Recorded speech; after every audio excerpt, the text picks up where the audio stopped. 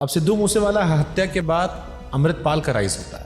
अमृतपाल सिंह चुनाव जीते। क्या सिद्धू मूसेवाला के सेंटिमेंट्स ने भी अमृतपाल को ताकत दी थी? एक हीरो को खत्म करोगे, वैक्यूम आएगा, नया हीरो आएगा। सिद्धू मूसेवाला को रिमूव करना और अमृतपाल का आना, there is some connection in this. Amritpal की विचारधारा जब बड़ी हो रही थी तो सबसे बड़ा खतरा वो बीजेपी की आइडियोलॉजी से आ रही थी। आपको लगता है 27 इलेक्शन में अमृतपाल की बहुत बड़ी भूमिका होगी? कुछ अकाली लीडर्स अकाली के नाम पे वोट नहीं मांगी, अपने कैंपेन में they have shown Amritpal poster. वो सारे के सारे जीते हैं। He is definitely going to be a big factor. Amritpal normal देसी मुंडा जो जिंदगी एंजॉय कर रहा है, सडनली उसका ट्रांसफॉर्मेशन शुरू होता है, उसको पंजाबियत में ज्यादा इंटरेस्ट आता है। फिर ये इत्तेफाक है कि वो दीप सिद्धू के ग्रुप का हिस्सा बनता है। फिर इत्तेफाक है कि जब वो बहुत बड़ा होने लगता है तो दीप सिद्धू की उसी बीच में मौत हो जाती है। ये अमृतपाल आया कैसे? तो दीप सिद्धू का क्लब हाउस ऐप पे रूम्स होते थे। They used to discuss farm agitation, farm laws. उस क्लब हाउस ऐप में सबसे पहले अमृतपाल आया, और जैसे ही दीप सिद्धू का मिस्टीरियस एक्सीडेंट होता है तो Amritpal slowly takes over and he is announced as the president of Waris Punjab.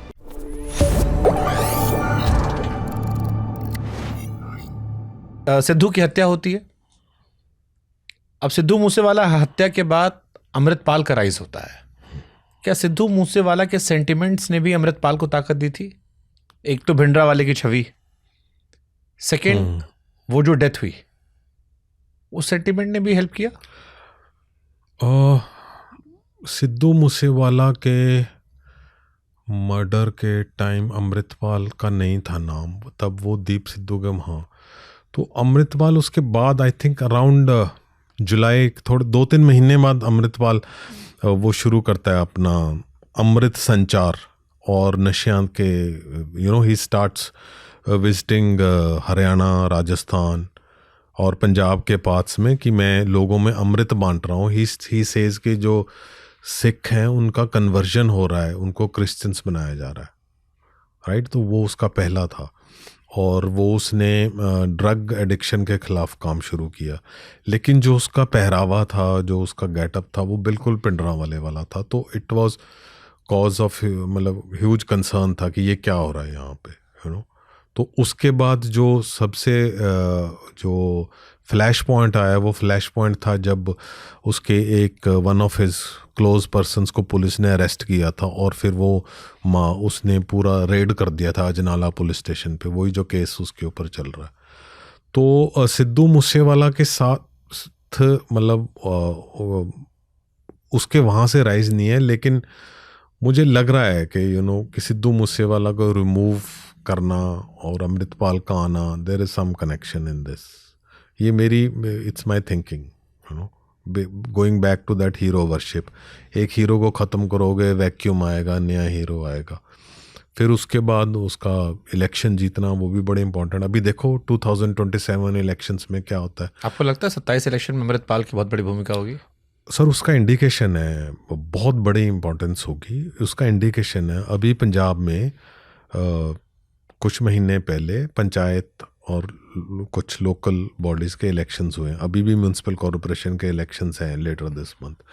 ये अर्बन एरियाज़ में है, तो वो रूरल एरिया वाली पंचायत थी।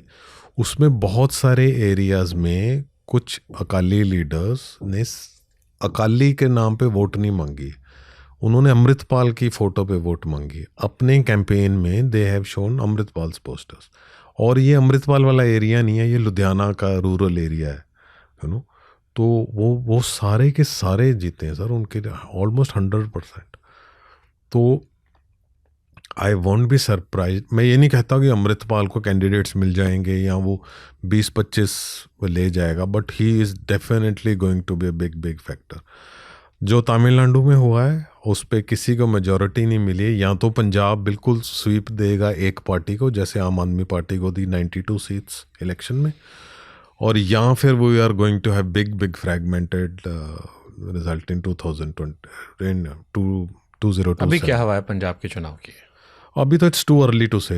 अभी तो बहुत ज़्यादा लड़ाई चल रही है। बीजेपी इज़ वेरी एक्टिव, और बीजेपी ने बोल दिया हम अकेले लड़ेंगे, but there is a window open for post poll alliance that Akali. अब वो सुखबीर बादल लेड अकाली होता है या अमृतपाल लेड वारिस पंजाब दे होता है, या वो जो एक वो पुनर्सुरजीत अकाली दल भी बना था जो मेन अकाली दल का ब्रेक अवे फैक्शन है, and they have got an understanding with Amritpal's party. तो वो मॉडरेट सिख्स हैं वो, और वो उनके साथ हो सकता है, बट अमृतपाल के साथ बीजेपी करेगी कि नहीं करेगी, that is a big question. मतलब it's too early to say anything. मतलब अमृतपाल की विचारधारा जब बड़ी हो रही थी तो सबसे बड़ा खतरा वो बीजेपी की आइडियोलॉजी से आ रही थी। जो बीजेपी का फॉलोअर है बिल्कुल कंप्लीटली अगेंस्ट जा रहा था उनके। जी जी जी। अमृतपाल फिर झेल जाते हैं।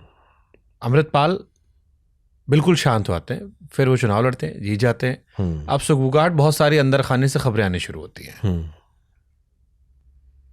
राजनीति में क्रोनोलॉजी शानदार चीज होती है। जी जी जी। क्या सुगबुगाहट है पंजाब के अंदर अमृतपाल को लेकर? क्योंकि एक टाइम पे लग रहा था कि इट डिपेंड्स वो बाहर fall of Amritpal. It depends कि वो बाहर आके क्या करता है, वो क्या स्टेटमेंट्स देता है।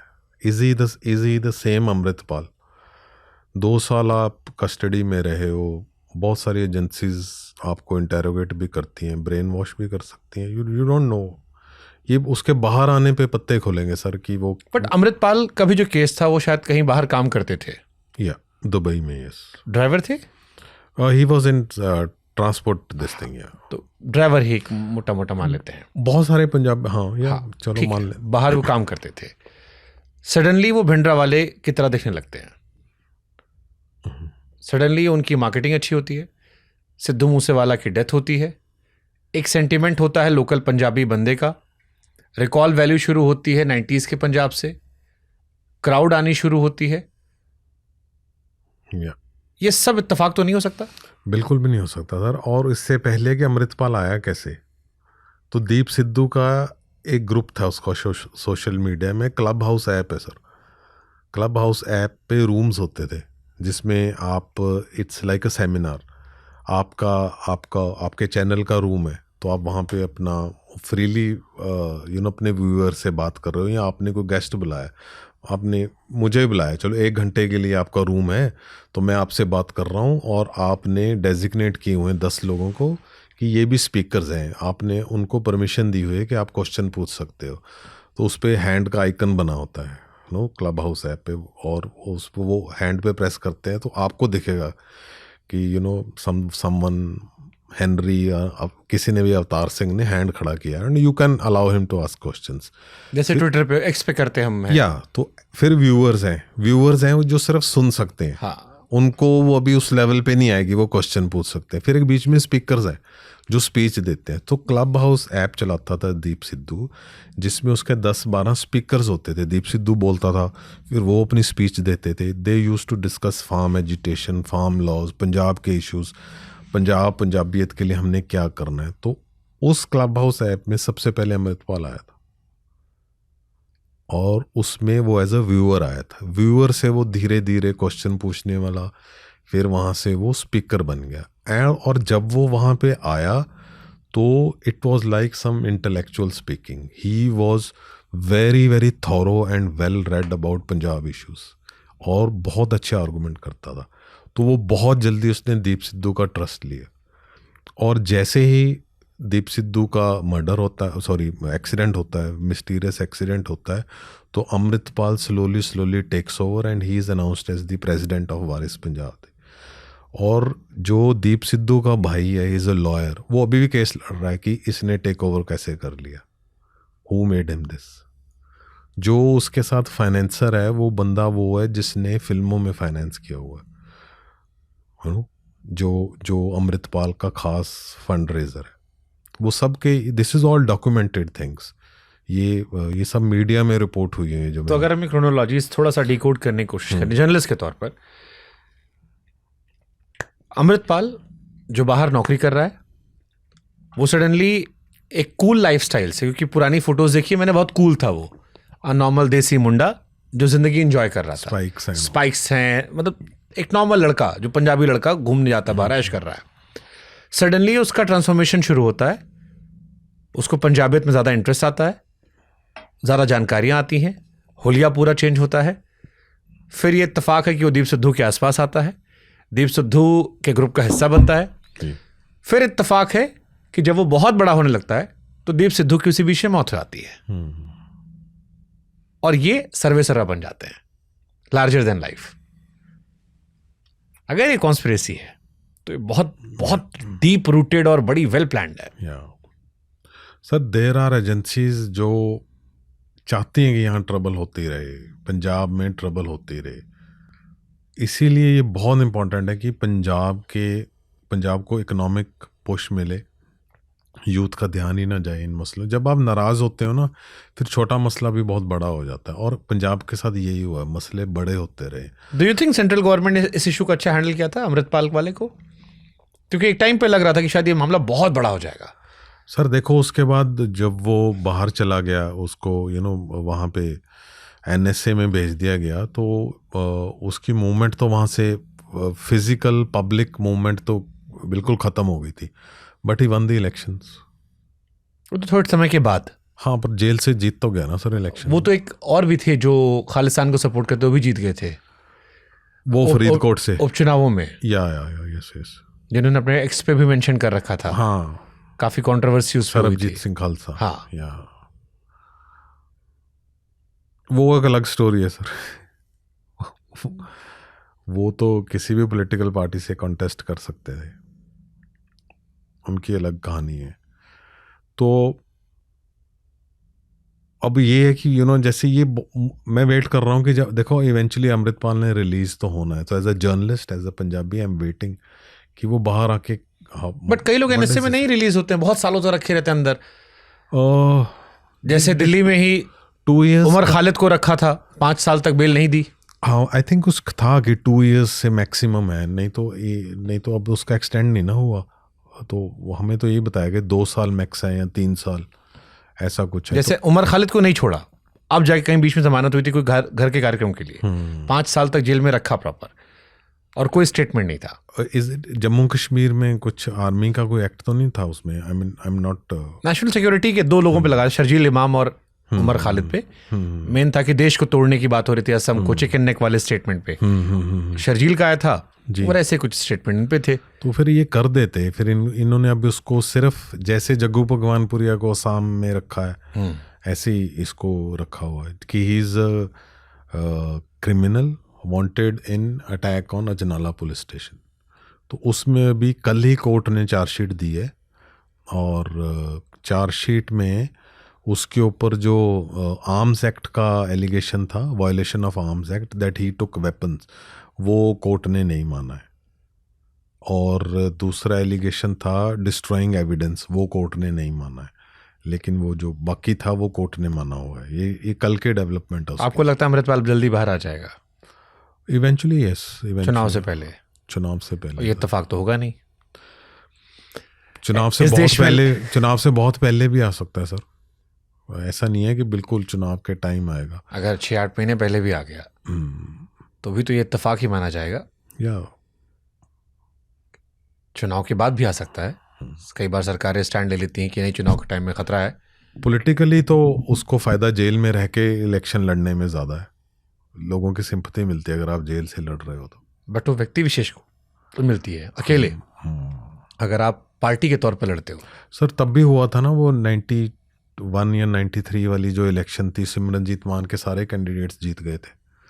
खालिस्तान जो स्पोर्ट थे वो सभी जीत गए थे, और रिकॉर्ड मार्जिन से जीते थे। तो वो जेल में था ना सर वो सिमरनजीत। फिर मेरा सवाल ये, अमृतपाल खालिस्तान सपोर्टर है या अमृतपाल एंटी ड्रग सपोर्टर है?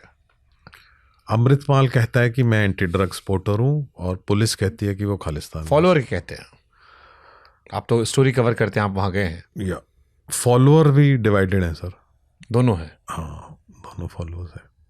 लेकिन खालिस्तान सपोर्टर्स की जो नंबर है वो बहुत कम है, मे बी वो ओपन नहीं है। मैंने कई सारे लोगों को मैं जानता हूँ जो इंडिया से बहुत प्यार करते हैं, बट उनमें खालिस्तान का भी सेंटिमेंट है। सर खालिस्तान का सेंटिमेंट हमेशा रहेगा। हमारे सुप्रीम कोर्ट ने बोल दिया है कि खालिस्तान को की बात करना इलीगल नहीं है, इट्स नॉट एंटी इंडिया। लेकिन आप खालिस्तान या किसी भी इंडिया से सेपरेट होने वाली मूवमेंट के ऊपर वायलेंस नहीं कर सकते हो। अगर आप खालिस्तान की डिस्कशन डिबेट करना चाहते हो आप कर सकते हो। वो तो सुप्रीम कोर्ट ने सिमरनजीत सिंह मान के उस केस में बोला है ना सर, ये जो जीत कर आए थे। हाँ, तो उसमें ये बोल रहा है तो खालिस्तान की मूवमेंट हमेशा रहेगी। इजराइल और पैलेस्तीन कितने सालों से लड़ रहे हैं सर, कितनी सेंचुरी से लड़ रहे हैं, वो चल रहा है ना अभी तक।